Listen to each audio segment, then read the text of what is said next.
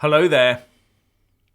So I'm not the only one that thinks it will be a last-ditch battle between a WTO exit from the EU or remaining in it.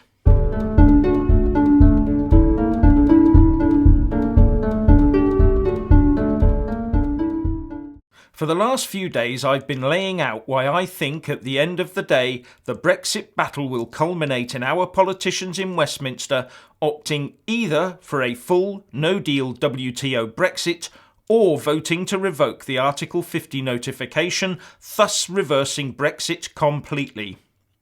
Now I see that James Ball, writing in the New European, has come to the same sort of conclusion. But whereas I want the UK to leave the EU and will happily take the WTO exit option, James Ball comes at it from the perspective of a Remainer. He says in his piece that this may be the best opportunity to get a no Brexit result, even though the cards are currently stacked against Remain, but he claims the pendulum is shifting towards them. But where I disagree with him is firstly and obviously that the pendulum is swinging the way of Remain, it isn't, and secondly where he thinks a reversal of Brexit would be the result of Parliament opting for a second referendum and then the EU agreeing to extend Article 50, at which point Remain would have to swing into action against Leave campaigners to win the subsequent vote. From my perspective, there are several flaws with this. Firstly, by directly opting for a second EU referendum, the establishment would be putting itself once again in the hands of an unpredictable electorate that is not currently best pleased with them. Secondly, by agreeing to an extension of the Article 50 process, the EU would be opening itself up to more uncertainty, especially if it had no control over the question to be asked in that referendum. Why would it agree to that? A far better option for them would be to refuse the extension and tell the UK to use the new power it has of total revocation to reverse Brexit. It's your choice, they would say. After all, they could offer the extension at the last second of the last minute of the last hour, if they thought it was in their interest anyway, couldn't they? But I think they'll conclude that it would be far better to get the UK to cave in on its own. Now, a lot of people get confused over, on the one hand, extending the Article 50 process, and on the other hand, that of revoking the Article 50 letter that started the actual Brexit process itself. Extending the Article 50 process just adds a number of months on, so instead of us leaving the EU on the 29th of March next year, another date for Brexit could be set in, say, a month or even a year's time. This, though, has to be unanimously agreed by all the other EU 27 member states. If just one of them says no, then there will be no extension. This makes it an uncertain option. But revoking the Article 50 letter that we sent to Brussels, which told them we were leaving the EU, would stop Brexit altogether. It would be as if we had never voted to leave, and we would still be full and permanent members of the EU. No leaving. And the UK can do this on its own. It does not need anyone else to agree to it. So you can see why the EU, our establishment and Remainers would prefer us to revoke the Article 50 letter, can't you? Especially as it gets a Remain result without a referendum. And that's why I think it will end up being a binary choice between WTO and the full Remain caused by revoking the Article 50 letter.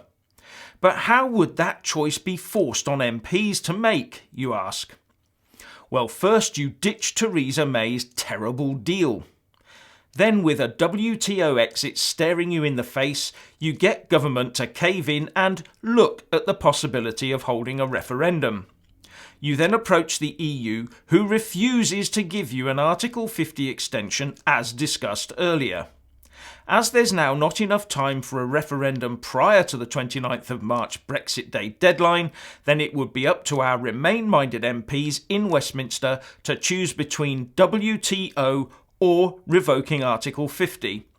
And neither a Tory leadership contest nor a general election changes anything. The choice would still be the same, as there is no time to negotiate a deal with the EU once Theresa May's deal is thrown out. The Remainers do, though, have two big obstacles to getting a vote to go their way. The first is to somehow overcome government stonewalling so as to force a legally binding vote on revoking Article 50. And the second is to get the majority of MPs to then vote to frustrate the result of the 2016 referendum by ordering the government to revoke the Article 50 letter and so reverse Brexit. And I think that will all come down to three main things. Firstly, the Cabinet itself needs to be dead set against a WTO exit. Secondly, spin. They would just say revoking the Article 50 letter is a purely temporary measure, just stopping the clock while we sort out a new referendum or another trade deal or whatever. They will lie. And thirdly, the no-deal Brexit fear-mongering, which would be ramped up to a screeching fever pitch. So if the Cabinet bottles it over a WTO exit, then I think they will offer that vote to Parliament, and at that point our MPs and Lords will race to revoke the Article 50 letter, as they can then claim it is their only choice. And remember, those ministers and MPs don't have to believe a word of those scare stories themselves.